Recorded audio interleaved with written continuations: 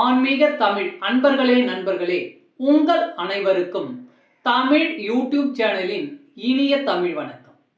தாய்மொழியால் இணைவோம், தாய்மொழியை வளர்ப்போம். வாழ்க தமிழ், வளர்க தமிழ்.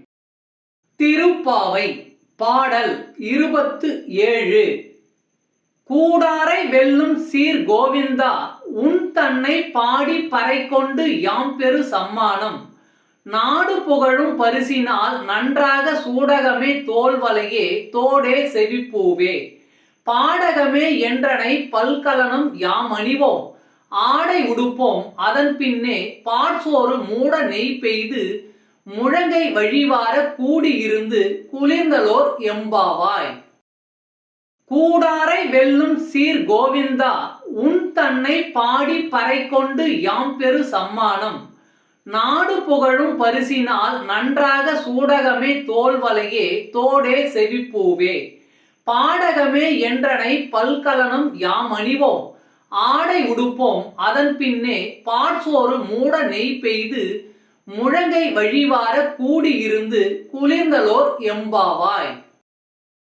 பாடலின் பொருள்: எதிரிகளை வெற்றி கொள்ளும் சிறப்பு மிக்க கோவிந்தனே, உன்னை நாங்கள் பாடி அருள் பெற வந்தோம்.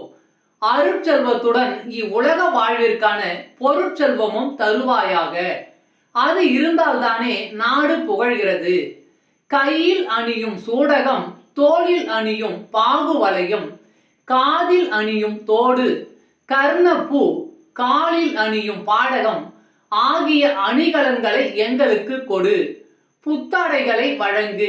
பின்னர் விரதத்தை நிறைவு செய்யும் வகையில் கூட்டமாக உன்னுடன் அமர்ந்து கையில் நெய் வழிய பால் சோறு உண்போம்.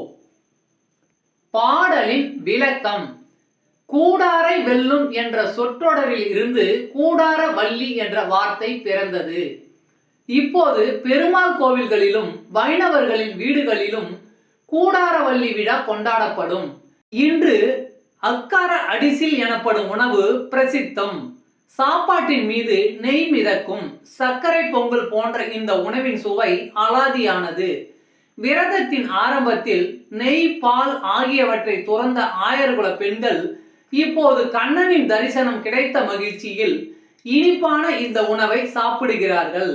பால் சோறு என்பது பார்க்கடலையும் குறிக்கும். கண்ணா, உன் தரிசனம் கிடைத்து விட்டது. நாங்கள் நீ பள்ளி கொள்ளும் பார்க்கடலில் இருப்பது போல் உணர்கிறோம். இதுவே நித்திய சுகம். இந்த சுகத்தை எங்களுக்கு நிரந்தரமாக கொடு என வேண்டுகிறார்கள். திருப்பள்ளி எழுச்சி பாடல் 7. அது பழசுவையென அமுதென அரிதற்கு அரிதன எளிதன அமரரும் அறியார். இது அவன் திருவுரு இவன் அவன் எனவே எங்களை ஆண்டு கொண்டு இங்கு எழுந்தருளும் மதுவளர் பொழில் திருவுத்திர கோசமங்கை உள்ளாய். திருப்பெருந்துறை மன்னா, எது எமைப்பணி கொளும் ஆறு அது கேட்போம், எம்பெருமான் பள்ளி எழுந்தருளாயே. அது பழச்சுவையென அமுதென அரிதற்கு அரிதன எளிதன அமரரும் அறியார். இது அவன் திருவுரு இவன் அவன் எனவே எங்களை ஆட்கொண்டு இங்கு எழுந்தருளும் மதுவளர் பொழில் திருவுத்திர கோசமங்கை உள்ளாய். திருப்பெருந்துறை மன்னா, எது எமைப்பணி கொளும் ஆறு அது கேட்போம், எம்பெருமான் பள்ளி எழுந்தருளாயே. பாடலின் பொருள்: தேன் சிந்தும் மலர்களை உடைய சோலைகளை கொண்ட உத்தர கோசமங்கை தலத்தில் எழுந்தருளிய சிவனே, திருப்பெருந்துறையில் வசிக்கும் தலைவனே, உன் பெயர் சொன்னால் அது பழம் போல் இனிக்கிறது, பால் போல் சுவையாக இருக்கிறது. உன்னை பற்றி தெரிந்து கொள்வது என்பது சிரமமானது. உன்னை எளிதாக பிடித்து விடலாம் என சொல்கிறார்களே தவிர தேவர்களால் கூட அதை செய்ய முடியாது. உன்னுடைய வடிவம் என்ன, இவன்தான் அவனோ என்று அனுமானிக்க திணறும் தேவர்களுக்கே காட்சி தராத நீ, இதோ என் நிஜ வடிவம் இதுவே என சொல்லி இதோ எங்கள் முன்னால் இருக்கிறாய். எங்களை நீ என்ன செய்ய நினைக்கிறாயோ அதை செய் என்றே உன்னிடம் கேட்போம். எம்பெருமானே, நீ எழுந்தருள்வாயாக. பாடலின் விளக்கம். மிக அருமையான கருத்துடைய பாடல் இது. எது எமைப்பணி கொள்ளும் ஆறு அது கேட்போம் என்ற வரி மிகுந்த சிறப்பை கொண்டது. கடவுளிடம் அதை கொடு இதை கொடு என்று கேட்பதை விட எது சரி என்று படுகிறதோ அதை செய் என்று கேட்பது மேலான கோரிக்கை அல்லவா? அவனுக்கு தெரியுமே நமக்கு என்ன தர வேண்டும் என்று. அதனால் நம்மை அவனிடம் ஒப்படைப்போம், அவன் தருவதை ஏற்றுக்கொள்வோம் என்பதே இப்பாடல் உணர்த்தும் உட்கருத்து.